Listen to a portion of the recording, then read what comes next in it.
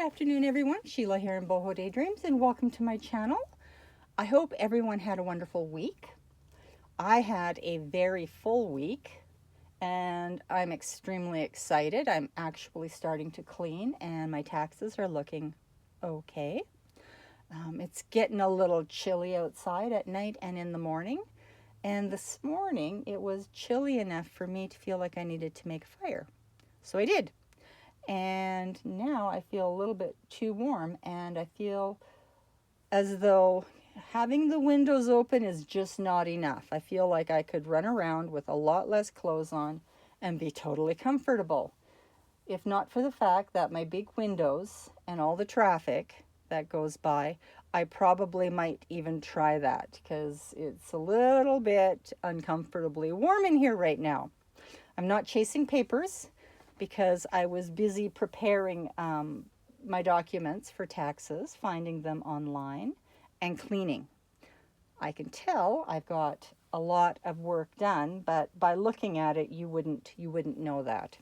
Anyway, I'm asked often, what are the bits and pieces that I use when I make my dangles? And I try and tell you what I use, but sometimes it's just easier to do a little video and name them as I go. Aren't those pretty? And once they're put together with all the little bits and pieces, they're just so pretty. And here's another one that uses the bead cap just a little bit differently. I just love them. I love playing with beads, by the way. I really, really love it. So we're not making any dangles in this video. We might make some in another video.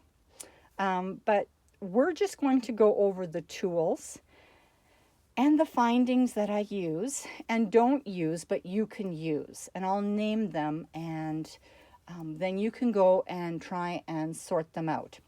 All right, so first things first is you need some good tools. You'll need a flat-nosed needle nose pliers. I'm hoping that it is clear enough. And then you also need the rounded nose plier, a needle nose that's rounded, because these are what makes your loops. Super important that you get a decent set, the best that you can actually afford, because you're going to grip them a lot. And I've used mine so much, as you can tell, that, you know, I've worn off all the finish off of mine already. And I used to braze silver, and I would solder it and stuff, so you can tell that mine's probably seen a little bit of fire. So there's that. Also, I like to have a wire straightener on hand, and these are handy because they have the silicone grips on them, and then you can straighten your wire out, and it makes it a little bit harder, especially if you're working with some softer wire. You'll need a snipper, a wire cutters, and then I have this, I've just started using this, but it's a rounded needle nosed pliers, and it makes the loop for me. I don't know if you can see that very well. It's round on one side, and then the roundness fits into there. Let me see here. We got some wire. I really like this. I just got it out this last week. Let's see, I'll do it backwards here. This isn't how I would do it, but see how it just bends it and then you twist it to round. See that? Oops. Do we have focus issues today? So it makes it round, and then you of course straighten it out, right? So tools are super important. So you'll need to have the best tools that you can afford. You always need some beads, and it doesn't matter what kind of beads you have. Any kind of beads works.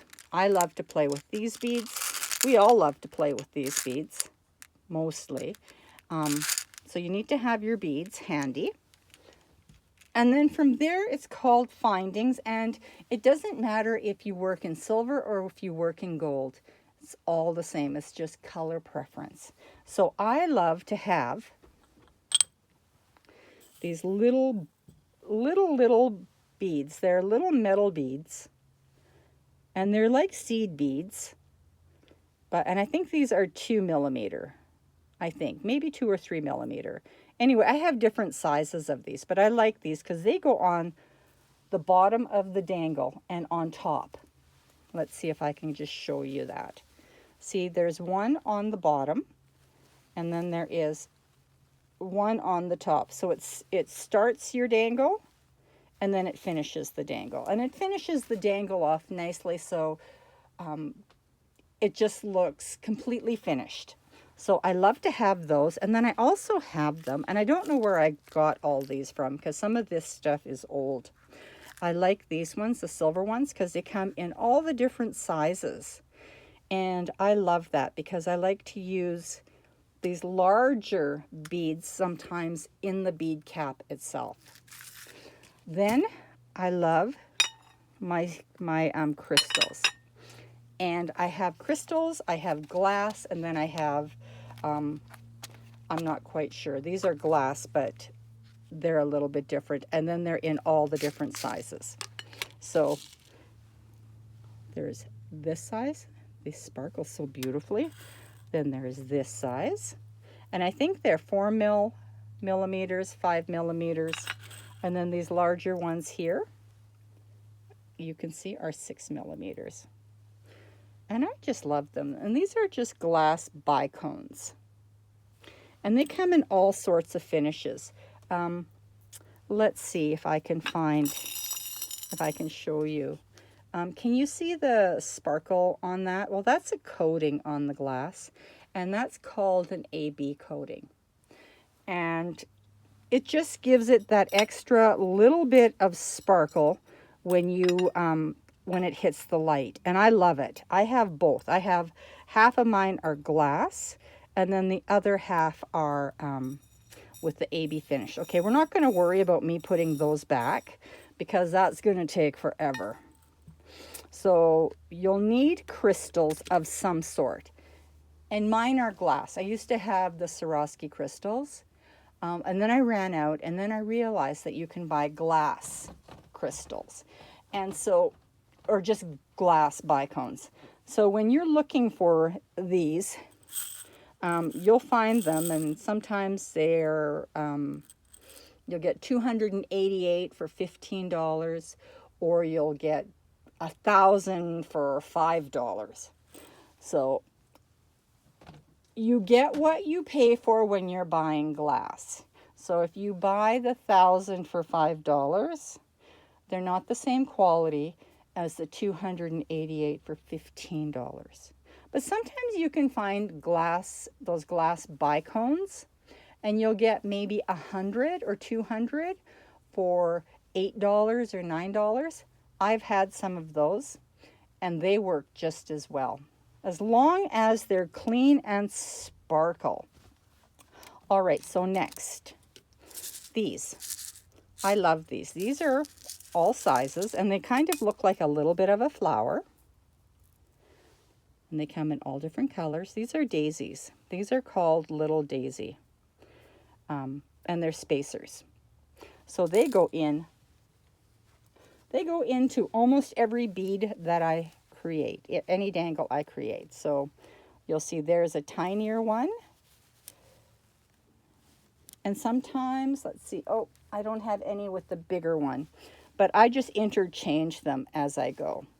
And I love them. I use these little daisy spacers on every dangle that I create. Let's see.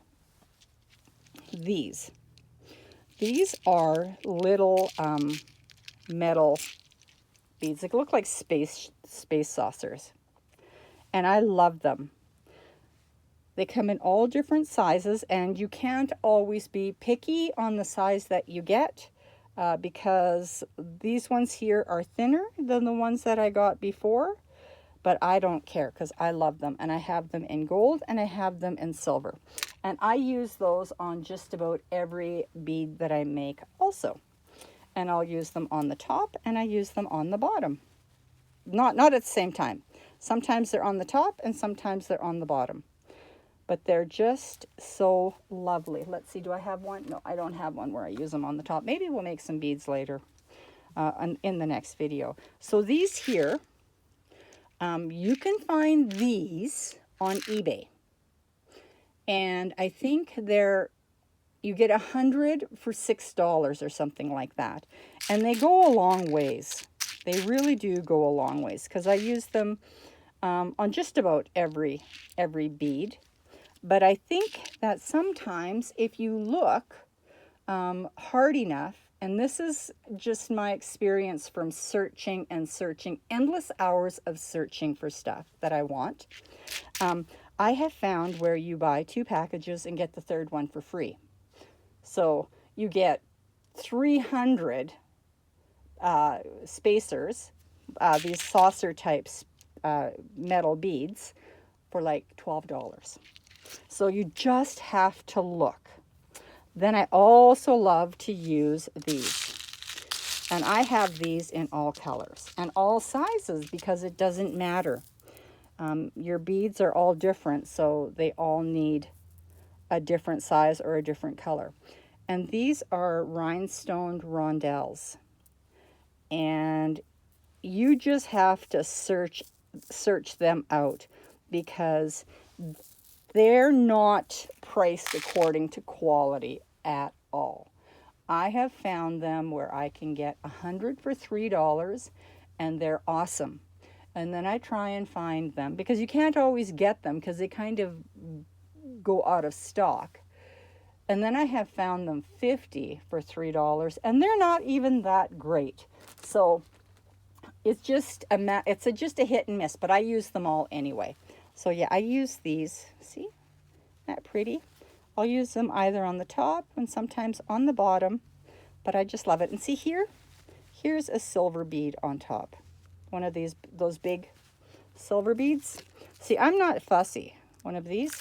I'm not fussy. I don't care about keeping everything to one color, unless you want just one color. I like to mix and match, that sort of thing. All right, so we've done those and those. Okay, we're going to go to bead caps, because bead caps are awesome, because you want to find a variety of bead caps. Just a second. I'm going to see if I can find a package that tells me what kind of bead caps I get. I don't. No. Actually, I don't have a package. Grr. All right, so when you're looking for these, just look for the multi-pack, and you'll get, and they come in grams. I think they come in grams, or they'll tell you they have like 250 to 350 bead caps, and I think they're like $7.99. And I think that I get these on Amazon. That's where I think I get them. And I love the packages that come in all the different sizes, all the different shapes, because you need all these different pieces so that you can make your bead dangle interesting. Because these are the ones that I use. I turn these ones upside down so they look like crowns. So this is a variety pack of bead caps. And I have them in silver, the light silver, and I have them in the other silver. And I also have them in bronze. But I don't use these ones very often, but I might, as I'm getting kind of more courageous in what I'm using in my dangles, and I'll probably use those. But so far, these are the ones that I use the most. And I don't throw any away, because these beads here, as awkward as they are, they were great in those Pandora type beads with the large holes. They work great in that. So there's all sorts of different bead caps, and you want all the different sizes, because the different sizes is what makes your dangle so interesting. Let's see if we have some different sizes on here. Let me see. Yeah, here. Look at that one right there. See? It has the teeniest, tiniest little bead cap. Basically just covers the hole, but it adds for stability. And when you see it from underneath, it just adds great character to the dangle itself. And then you can see here's one that I've turned around. And I just love it. Sometimes I don't use them. And I just use the crystal on top. But see that tiny, tiny, tiny little bead cap? It's just perfect. I love that combination. I use that on my big dangles and my little dangles together, the same, because I just love the way it looks. All right, let's move on. What didn't I talk about here? Oh, these bulb pins. I get asked all the time what those pins are. And these are called bulb pins. And I get them on Amazon. I get like 1,000 of them for like $7.99, these ones. But I tried to replace these this last week, and they were sold out. So I had to get something else, and I don't know, they're not here yet, so I can't say whether they're great or not. I'm going to tell you one thing about these ones, because again, it depends what you want to use these for. You get what you pay for. So I get 1,000 of them for like $7.99. You can't poke a hole in anything with these. Oh, they'll poke you all right. You can get poked with them, but trying to get this through any fabric is just insane. And as you can see, they're not very sharp. And even where they have, even where they close, they look like they're already rusted. They already look rusty. All right, what did I miss? Oh, wire. Wire, wire, wire. Wire is important when you're making dangles. And I get, here we go, what is it? The Beadsmith. The Beadsmith. This is old wire. I've had this for maybe 10, 12 years. Because that price is old. Anyway, I love the gold wire. The silver wire, silver is a little harder to work with, and this one is just so soft. They're exact same wire, but silver wire is just a little harder to work with. And that's where I need this guy here. This is the guy I need for this, because that straightens them out quite nicely. Very quickly, it's straight. And it gives it a little bit more strength. So I like to use 20 gauge wire. That's what I like to use. It's easy to play with. It goes through all of your bead holes. Mostly goes through all your bead holes. And it just is easy to work with and makes a nice loop. Silver too, same. It's the 20 gauge. It's just a little more finicky, the silver wire. It doesn't have the same type of tensile strength, I think. Anyway, I hope this has been helpful for you. If you have any questions about anything that you saw, just leave it in the messages for me, and I'm going to get back to you on that. And I'll just send you a message, just a private message, if you need a little bit more information on any of this stuff. I hope you all have a good week. Have fun and be creative and enjoy yourself. Bye-bye.